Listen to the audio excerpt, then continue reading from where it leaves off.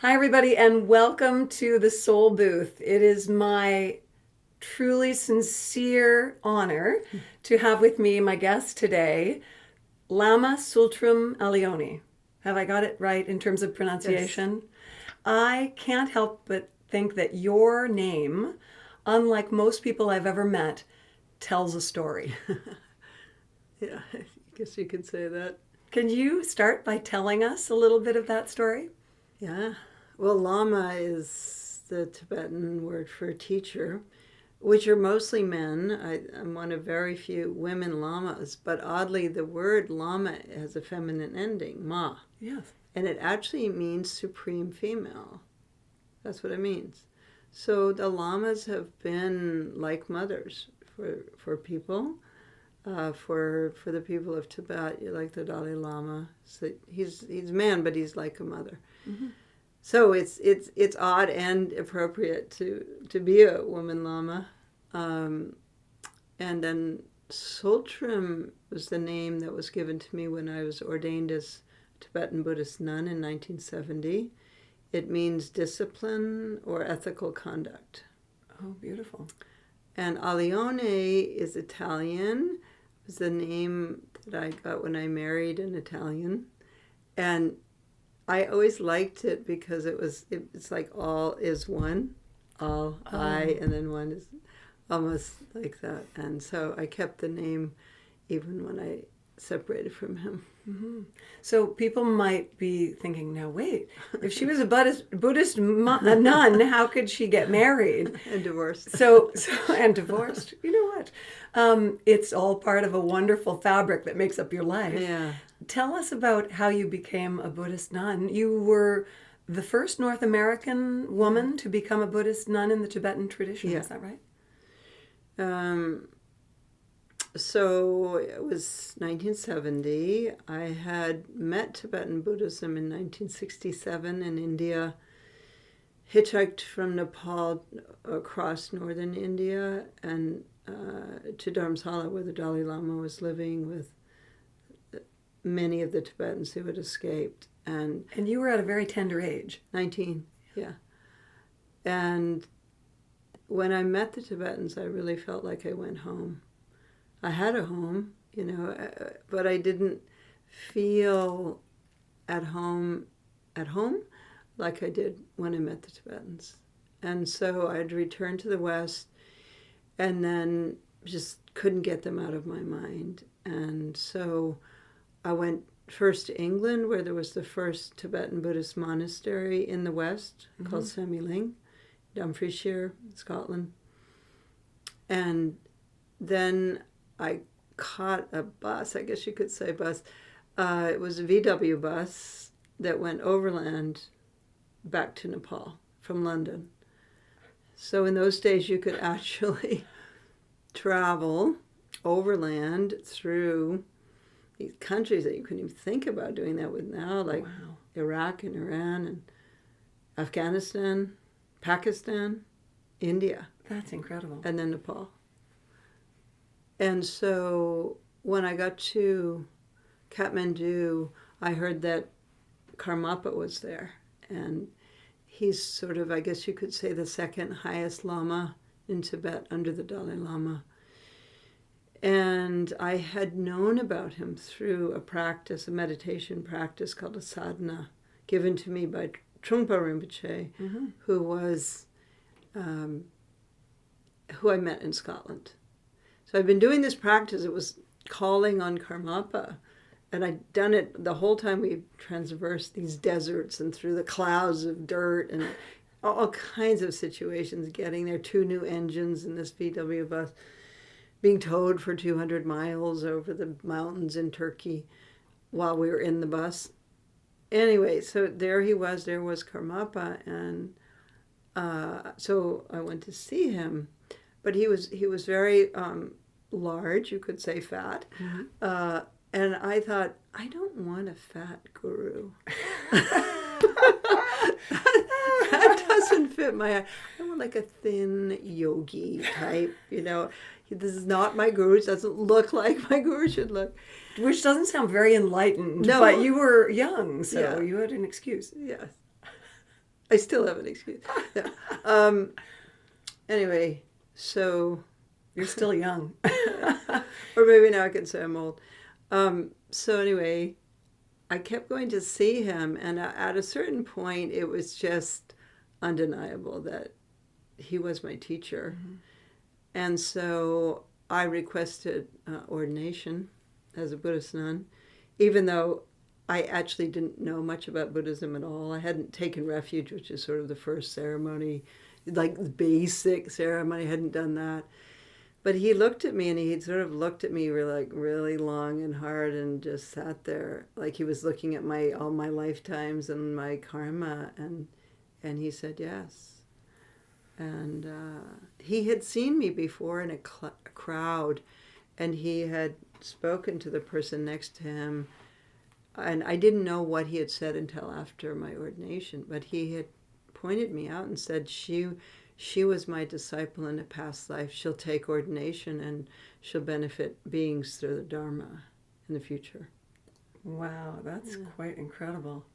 So you became a Buddhist nun at that point. Yeah. And fast forward 4 years? Mm-hmm. And what happened then? Well, I came back to the West. I was in India and Nepal during that time, living in the Himalayas in the mountains. And at a certain point, I decided to come back and see my family. And so I spent a year in America with Trungpa Rinpoche, most of the time, first in Vermont and then in Colorado. And then he asked me to go back and to invite His Holiness Karmapa to the United States for the first time. Because I would look good, like I was a nun, I looked like a Buddhist. I didn't look like these crazy hippies that were around him, So they all changed later, but at that time they wouldn't have been presentable to Karmapa. So I went with this invitation to Delhi, and then a war broke out in Sikkim, which is where the Karmapa was living. So I couldn't actually deliver the letter, but I managed to get it taken by courier there. But in any case, it was difficult being a nun in America because I was the only one. I was alone, young woman. Mm-hmm. Was your head still shaved when you were in America? Yeah, I had to go, I remember, to the barber shop in St. Johnsbury, Vermont, and say, will you shave my head again? And they were like, okay. Are you sure? Yeah. Well, I mean, it was still short, but but I remember all the men just sort of, it's Vermont, so nobody's really saying anything, but they're all kind of like looking at me like, oh, what is this? Wow. Anyway, I had a shaved head, and I returned to India, and then I started dreaming about babies, and I kept dreaming about this baby on my left shoulder. It wasn't really a baby. It was like a maybe 2-year-old child. And so I went to my teacher and I said, Rinpoche, I keep dreaming about babies and I'm a nun. And he started laughing, and he couldn't stop laughing. He laughed so hard he started drooling. and so and I was like, what's so funny? And he said, oh, all nuns should have babies. Oh. And all nuns should have babies. That's and hilarious. Then he said, and he kind of, he knew my future, so he was just kind of laughing like, oh, she finally figured it out. And so he said that, of the disciples of Padmasambhava who took Buddhism to Tibet, originally only a few of them were monastics and most were lay people, and that there wouldn't be any block to my Dharma practice if I became a lay person, and it might be easier for me in the West if I was. And so he was really supportive. Wow. It was a difficult decision for me because I was actually happy as a nun. I wasn't unhappy, but it was really difficult to be. It was then probably around late 73, early 74, yeah. And so I gave back my vows. You can return your vows, and you have to return them to somebody who's holding them. So I returned them to a great Lama who was also a monk. And then pretty soon after that, I re-met a person, a man who I had met in Holland before I started that whole overland journey back to India. And we had been writing to each other for those 4 years. And so as it all evolved, he became my husband and the father of my first 2 children. And so within a fairly short period of time, you went from being a Buddhist nun to being a mother of 2 in North America, in the States, and living a completely different existence. Yes, and that was really, it was really fast and really difficult. I had all my time to meditate and just be alone, and I was alone. I was living in the Himalayas a lot in retreat, and suddenly I was pregnant, and then when you're pregnant, your body kind of takes over, and then your baby takes over. So, and she was a very active baby. She didn't sleep much at all, and so it was challenging. I felt like I'd lost my purpose. I was like, how am I going to help the lamas now? How, everything was sort of up in the air. So you were probably always betwixt and between. I mean, you couldn't be either a mother or a nun without feeling like you needed to be the other. Yeah. And so over the years, and I had these 2 children really quick together, like 17 months apart. And that's a lot of work. Mine were 21 months apart, 17 months. That's a lot. So I had to figure out how to make meditation my life, rather than think, I have to get done with this so I can meditate over here. How do I integrate those things and bring them together? And so that was sort of my koan for a while. That was your learning? Yeah, that was my question. How? Right. And so I realized that meditation doesn't always occur on the cushion. And I also realized that meditation does occur on the cushion. So I made time for that. And my husband also was a meditator. And so we would take turns, with the babies and then meditating. And we did months like that, a day. Like I'd meditate for a whole day, and then he'd take the babies, and then he'd meditate for a whole day, and I'd take the babies. Really? Yeah. Okay, that's unlike any relationship I've witnessed in person. Yeah. But incredible. And so you ended up with 3 children. 4. But you had 4 children, and there was a very traumatic experience in your life that I'm sure shaped where you went next. Yeah. My 3rd pregnancy was twins, and so I had twins, and a boy and a girl.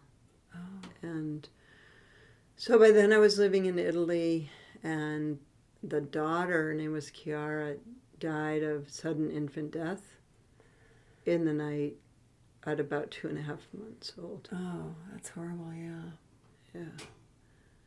So that was a dive, a descent, and again questioning everything, and even meditation, and everything was in question. And so I'm sorry to interrupt, but you had to be in that grief process while also mothering 3 young children. Yeah. Like, to me, as a mother, that's what hits me. Yeah. Like, oh, yeah. Can't imagine. Yeah, but it was in a way good that they were twins, because I lost one, but I still had one. If I really empathize with people who lose babies who just have one. Right. So, it was still, inexplicably horrible, to go through and have to take all her clothes and do something with them, and just the loss of that, and the effect on my children, my 2 daughters, for them. grief. Grief is not a stranger for me. And did your Buddhist faith lead you back eventually? Well, what happened was, when that happened, when Kiara died, I was looking to my Buddhist faith, if you will, and I couldn't find any stories of women. There were stories of ascetic men, like the Buddha. Buddha left his wife and child and went off to search for the truth. Right. And Milarepa was another yogi who I was inspired by, who went into the mountains by himself. So there were no stories of women. And so that was what happened to me, was like, I have to find the stories of women. I need them. It wasn't like, oh, it would be nice. Wouldn't it be nice if there were some? But it was really like, how do I get through this? And I needed stories. I needed examples. I needed models to turn to. And so that actually became, inadvertently, really, my first book, Women of Wisdom. Yeah. I'm sorry, but when you said that, I got full goosebumps. When you said, I had to find these stories and tell these stories, I just got covered in goosebumps. It's beautiful. Yeah. And so Women of Wisdom came, and if I wish we had 2 hours to talk today, but we don't. So I'm going to actually fast forward to Feed Your Demons, which was your second book. Is that right? Feeding Your Demons. Feeding Your Demons. Yes. I think we can all learn. I think as soon as you hear the title, it makes you go, oh, really? Feed your demons, not starve your demons? So let's talk about that whole idea and concept. Yes. So in the process of writing Women of Wisdom, the biography that came to me first was the biography of Ma Tsultrim. And she's an 11th century woman, teacher. She was a mother of 3 also. And she had been a nun also. And so her teaching was about feeding, not fighting. So normally we think whatever attacks us, we fight it. We talk about fighting cancer, for example. Somebody died after a long battle with cancer. Fighting depression, fighting addiction. So that it's really, it's in our normal vocabulary. And we also talk about those things as demons. I have a demon of jealousy or a demon of anger. So essentially what the book is it's a practical 5-step process to work with our demons and to feed them and not fight them. So when we fight something, when we fight against, let's say, an addiction, it gets power by the battle. In the battle, we know this. I mean, addiction counselors would say that you can't fight it. You have to, in some way, release it. So accept it in order to release it. Let's say with addiction, you have to find out what's under it. Right. So in the process of the 5 steps of feeding your demons, you ask the demon 3 questions: what do you want? What do you really need? And how will you feel if you get what you really need? And so with an addiction, the want would be, let's say, the substance, alcohol, cocaine, whatever. So that's the want. You want that. And then the need is what's under that. What do you really need? Yeah. So that might be a feeling of safety, a feeling of relief, a feeling of freedom, whatever you get that you want, that makes you get addicted. And so then how will you feel if you get what you really need? So it's the feeling that you would get if you got that need fulfilled. And so you actually feed the demon, and you visualize the demon. You see what it looks like. First you find it in your body, and then you see it in front of you visually. And then you imagine that your own body dissolves into nectar, and that nectar, the substance of that nectar, is the feeling the demon would have if it got what it needed. And so you feed it that to complete satisfaction. So instead of the battle of the demon and you, there's a feeling of, what do you need? And here it is. Let me give it to you. And so that dissolves the demon, and the very energy that's tied up in that demon reveals itself as an ally. Once it's fed, that energy is released. And when it's released, it's just in its own self, in its own energy, and that is the ally. So, to sort of paraphrase it very simply, you sort of make your demon your house pet. You tame it, and you don't kill it. No. Right? No. You make it an ally. That's beautiful. Yeah, well, it becomes an ally. It actually naturally happens in this process of the 5 steps in kind of an amazing way. And so that process comes from a story of Machik where she's young and she's up in a tree. It's kind of a long story of how she got up in that tree, but she's in this tree, and a demon that possesses this tree, or thinks he does, attacks her. And instead of fighting against him, she stays in meditation and then offers her body as food. And that so disarms him that he becomes her ally. He said, I'm your ally, and I will be with you from now on, and I will protect all your followers. Wow. Is feeding your demons similar in a way to the work of Debbie Ford, which you're probably familiar with, shadow work, accepting that things that, really upset us about others are negative things, or things we perceive to be negative about ourselves that we don't want to admit? Are there? Yes. Demon and shadow is very similar. The difference between this and shadow work is this very specific process of the 5 steps. There's lots of ways to work with the shadow. But our demons are our shadow. I would say yes. It's another name for them. Okay. Well, that is a fascinating process, and I love the concept of treating them with love instead of with fear and hate. Love and compassion. Yeah. Now, I would love to ask you about meditation in general, if you don't mind, because I know people there's going to be a spike in your book sales of feeding your demons, because I really think that will resonate with a lot of people. But I also think we should share with people who might not meditate, and this was me until recently. It was a long path that brought me to meditation. And it was hearing maybe 15 years ago when I was interviewing a lot of very type A business people for a newspaper series.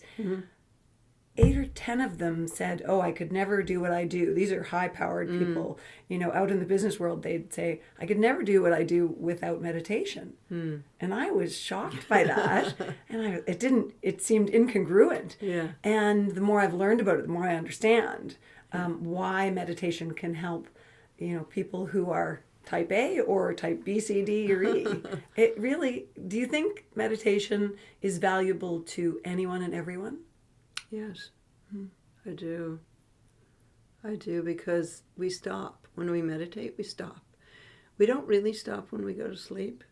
We keep going. We're dreaming, we're thinking until we fall asleep, and then we dream all night, and then we wake up with whatever we want to do the next day. So we never actually stop. That's so true. And so we're always going this way. We're always going out, looking for what's next, and what our next project will be, who we're going to call, who we're going to email, who we're going to text, who we're going to see. We're always going out, and all the senses are going out as well. So our eyes are going out, our ears are going out. So we're always moving that way. And so meditation is literally doing this. Turn that energy around and let it rest. And so what happens in that process, and now there's so many studies about this. When I began, I knew it was good, but there were nobody, there weren't studies. But what happens is the whole physiological system, as well as the mind, takes a break. And so the blood pressure goes down, and there's all these physiological results. It's good for pain. It's good for anxiety and depression and all kinds of things. And even just being able to think and act more clearly. Mm-hmm. And even like 10 minutes a day, which seems like, 10 minutes goes by so fast, but if you meditated 10 minutes a day, you would notice a difference in your life. Mm-hmm. What do you think is the best way, and what advice can you give people in terms of the best way into meditation? Mm. Well, there's lots of doors. There's lots of Dharma doors, I call them. And so that really depends on the person. It depends on what they're drawn to. Some people are drawn to the Vipassana tradition, which is a form of Buddhism that's very simple mindfulness. It doesn't have so much cultural overlay as the Tibetan tradition tends to have. Although within the Tibetan tradition, there's shamatha practice that we teach that at my center in Colorado, Taramandala, and it's taught in many places in Canada and North America. Some people are attracted to more something like Zen meditation. Now there's really everything from sort of meditation light, L-I-T-E, like just meditate in a simple, completely non-denominational, non-religious way. Mm-hmm. I think that a lot of people are attracted to that, and meditation has all the studies that are done. It's Buddhist meditation that people are doing, but they don't call it that. They call it mindfulness. Right. Meditation, as though somebody just made up this thing called mindfulness, and isn't that great? And look at all these studies that show it really helps. It's Buddhism. Yeah. It's Buddhism. Thousands of years old. Yes, from the Buddha. And a lot of people don't want to become a Buddhist, and they don't want that sort of religious overlay for meditation. And the great thing about Buddhism is that, in a way, you could say the Buddha wasn't a Buddhist. The Buddha was an investigator. He was looking into the nature of reality. He was trying to get insight into how things actually are. And so the Dharma, which is what the Buddha taught, is really his insights into how things are. It wasn't, now you have to believe this and this and this because I say so and I've had the revelation. It was, this is what I found out. But he said everyone must walk their own path. And there are 84,000 different paths for that many people. And yeah, so that's something refreshing, I think. And I think a lot of people are tired of religion that tells them they have to do certain things, and if they don't, they're going to go here or there in some bad place.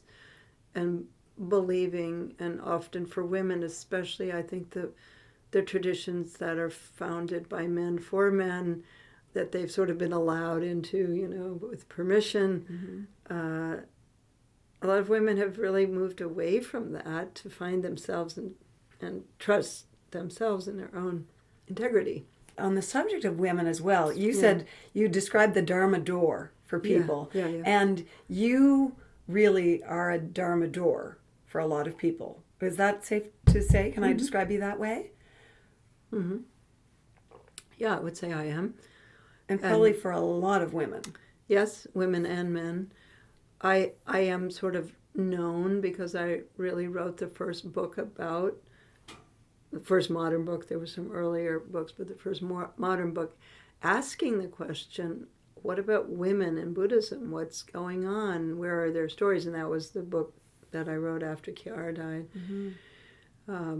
But yeah, so a lot of women are asking the question, could a woman's path be possibly different than these paths that were evolved by men for men, and then women were sort of allowed to practice them?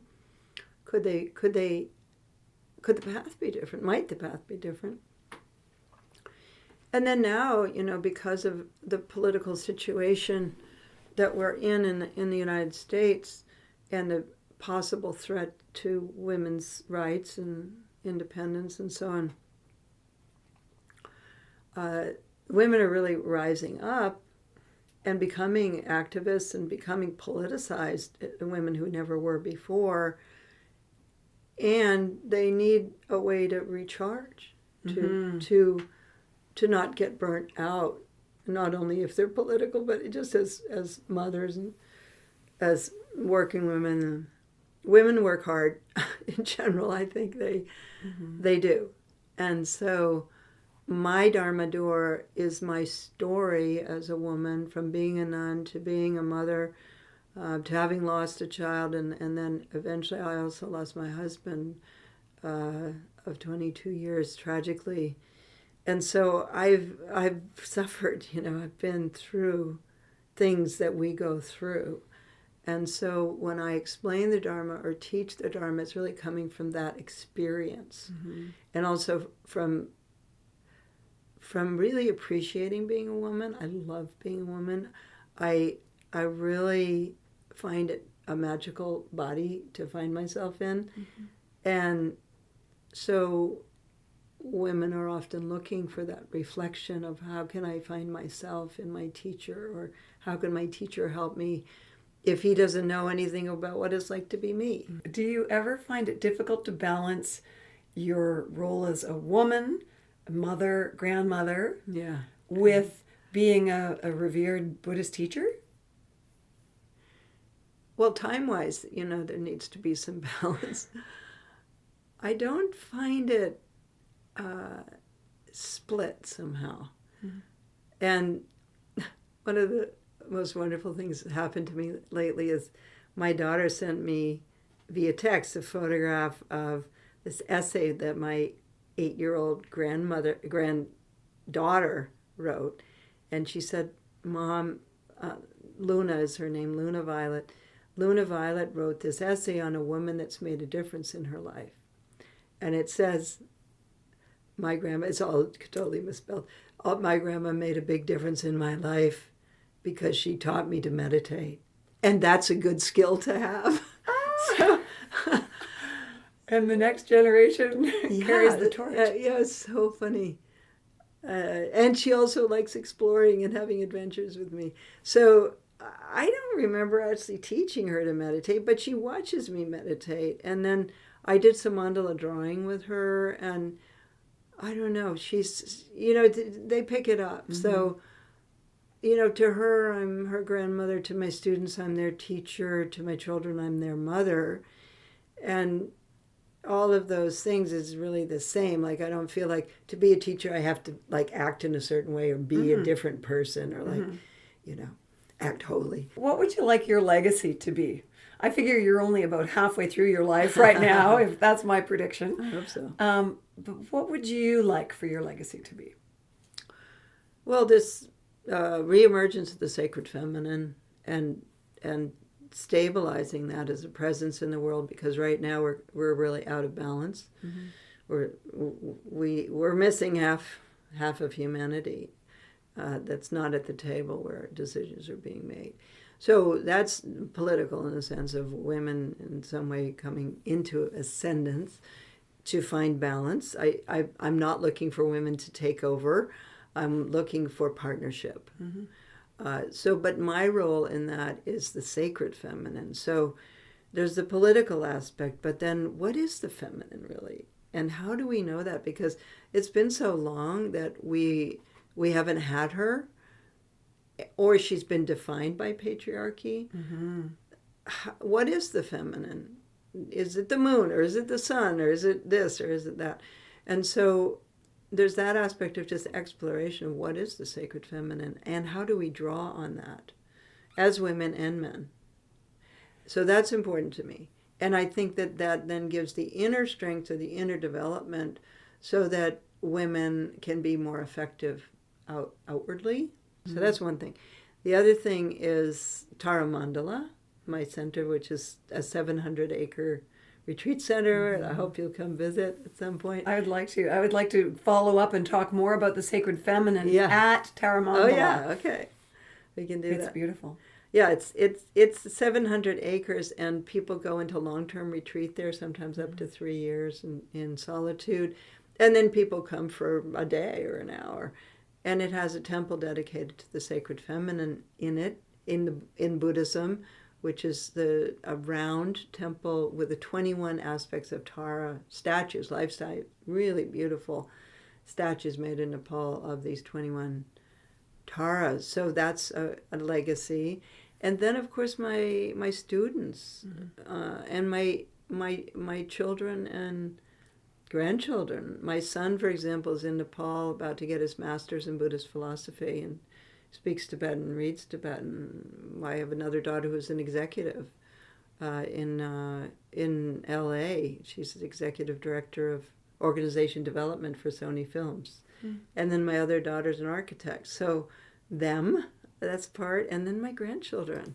So I sort of feel like I have had lots of babies, and they'll have babies, and it'll live itself out how it does. And I do hope to keep going for a while. I just had my heart tested, stress test, and they said. They kept looking at me like, "You're not feeling tired?" And I was like, "No." And finally they said, "Okay, we're going to end this because you're just not getting to that point where have you ever had a stress test?" That's funny. They say your endurance was so good? Yeah. Oh, funny. And then they said, at the end, they said, "Your heart is 160 times stronger than a normal woman of your age." So we'll see. Lots of things can go wrong, but lots of things can go right. Yeah, we'll see. Thank you so much for your time today and for honoring me with your presence in the Soul Booth. I'm delighted to have you here. Well, I'm happy to be here and happy to meet all of the people who will see this, and thank you for your work. Thank you. Doing this. Thank you. I'm just amplifying voices like yours, and I'm loving it. And we'll see you in Colorado. Good. All right. Okay. Thanks, everybody. Thank you. See you next time.